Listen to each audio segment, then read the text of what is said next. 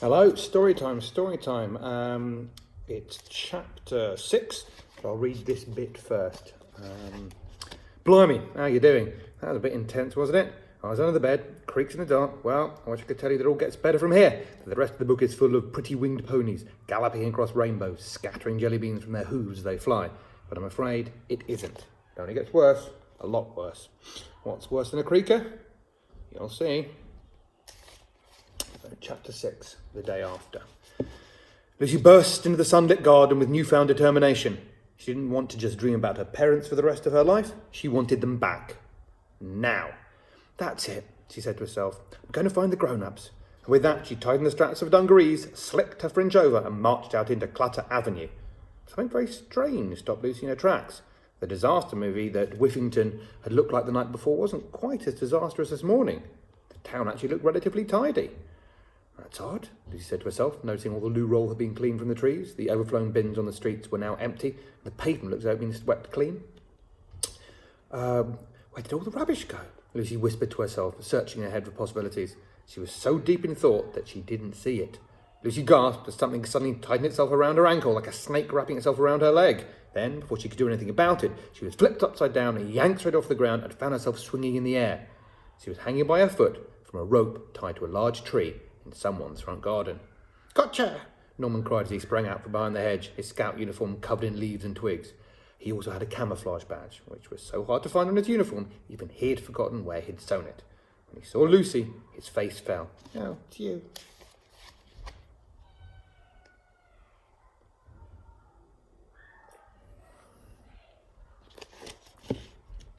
Yes, it's me. Now get me down, Lucy demanded. Sorry, I thought you were one of those boys. You know, the ones from school, Norman said as he cut Lucy free, letting her fall on her head. Ouch, Lucy said. Boys? What boys? You know, the ones that what? That laugh at me, Norman mumbled. Oh, Lucy said, suddenly feeling a little bad for shouting at him. They've been throwing eggs at my house since the grown-ups had appeared, so I set some traps for them, Norman said with pride. Lucy stood up and dusted herself off. Wow, she said, looking around Norman's front garden, which she now saw had turned into a fully functioning campsite. There was a hammock tied between the tree and the drainpipe on Norman's house, a sundial made of sticks and stones, and scattered along the entire perimeter was an assortment of handmade snares and traps, like the one Lucy had managed to get caught in. There was a campfire with a pan of beans boiling to a bubble on top, and around it some wooden chairs carved from a tree trunk. How did you make those? Lucy asked. Norman nodded, indicating a woodwork badge on his uniform.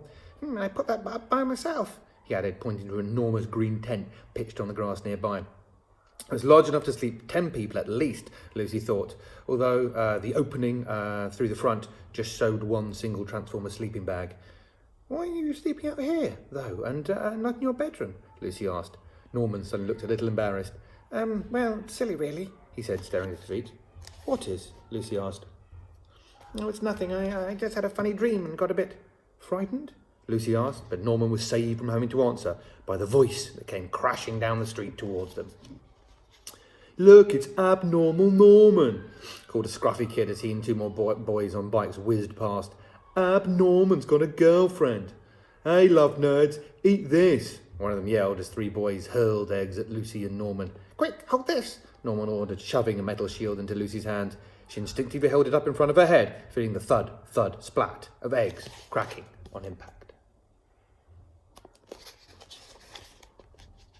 See you loser lovers later, the bike boys cackled as they wheeled off into the distance. Are you okay? Lucy said, lowering the egg-covered shield. Yeah, I'm used to it, Norman said, shrugging off the moment, but Lucy could tell by the little twitch of his lip that he was upset. Lucy had never really taken the time to get to know Norman at school. Of course she knew who he was. Everyone did. He was the geeky kid, the one who no one wanted to sit next to at lunch or get paired with in PE, the one who brought a packed lunch instead of eating school dinners, and the one who climbed to the top of the tallest tree and stayed there all the way through break, watching birds through his binoculars. He was different. Lucy suddenly remembered what her dad would say. You know, it's the different people who make a difference, she told him. Norman blushed. Yeah, and they get free breakfast, he replied. Huh? Eggs. Norman smiled, taking the shield away from Lucy and showing her that it was actually a large frying pan. She laughed as Norman held it over the campfire and began to fry the eggs. You can help yourself to some orange squash and a biscuit while you wait, if you sign up, Norman said, motioning towards a clipboard attached to his front gate. Sign up? Lucy asked. Yes, a crisis is a perfect opportunity to recruit new members of the Withington Scout Troop. Girls can join too, you know, Norman said, flipping the eggs. Oh, I see. Well, maybe not today, Lucy said politely. She didn't want to offend him, but joining the Scouts was the last thing on her mind.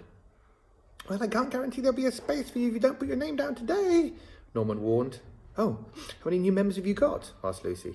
Well, it's still just me, but just one at the moment. But if my intuition is anything to go by, I'd say an interest in the Scout Troop is about to pick up in a major way. I printed flyers and everything. I've got the intuition badge, you know, Norman said, proudly showing off a yellow badge with a strange eye.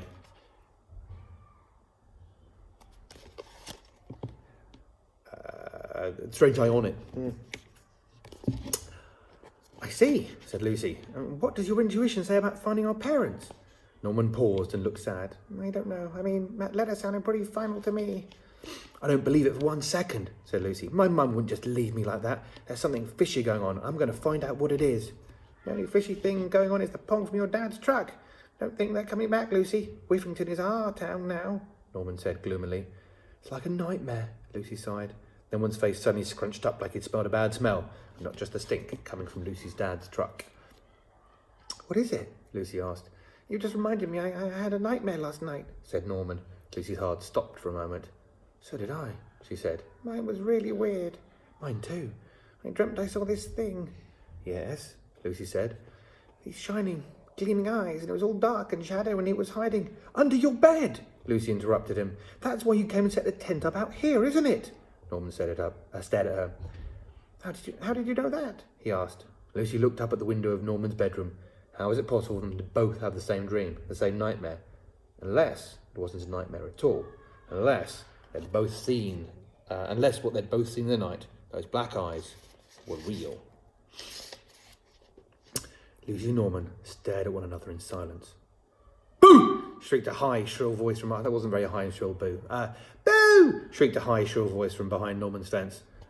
Ella! Lucy cried, her heart pounding as Ella, annoying, skipped out into the street wearing an old wedding dress which trailed along behind her. I couldn't help it, Ella laughed. Your faces!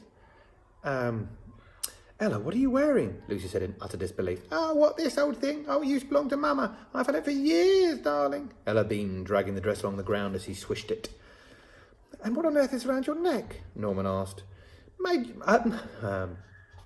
jewels, they belong to my dad. They look far better on me, don't you think? Ella said, trying to swing the clunky gold chain, which is obviously too heavy for her. That's your dad's? Norman asked. Her dad is the mayor of Withington. It's part of his uniform, Lucy explained.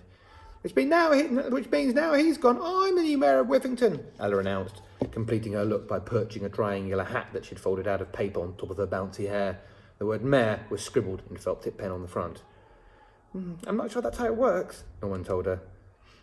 Doesn't matter anyway, because... it doesn't matter anyway, because your parents are definitely coming back, just like my mum is definitely coming back, and Norman's dad too, said Lucy firmly. So if I were you, I'd take those things off right now. Ella ignored Lucy. Mama isn't here. Mama isn't here. No one can stop me. Mama isn't here, she sang merrily as she twirled around like a princess. Lucy suddenly had a thought. Hey, Ella, she said, what did you dream about last night? Ella pretended to think. I can't remember, she said as she came skipping back down the road towards them. Please try. When you woke up this morning, did you remember what you dreamt? Ella looked up at Lucy and pretended to zip up her lips. If you tell us, I'll let you have some eggs, Norman said, waving the pan temptingly. Ella's eyes narrowed. Runny ones? Oh, Ella. Runny ones? She asked. Norman nodded and Ella unzipped her lips at once.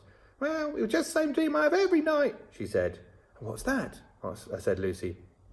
It's a funny dream, really, Ella said. You know that one where you dream about the creature that lives under your bed? Lucy and Norman looked at each other. What the chickens? Lucy breathed softly. It was at that moment that Lucy and Norman both realised their nightmare wasn't a nightmare at all. There had been something under their beds last night, and Lucy had a funny feeling that this was all connected somehow. The grown-ups disappearing, the creatures under the bed. What could possibly happen next? Well, there you go. That's the end of Chapter 6. Chapter 7, 4 Creakers. We shall do, fingers crossed, tomorrow, depending on what happens at the disco. Hope everybody is keeping safe and well. We shall see you when we see you. Take care.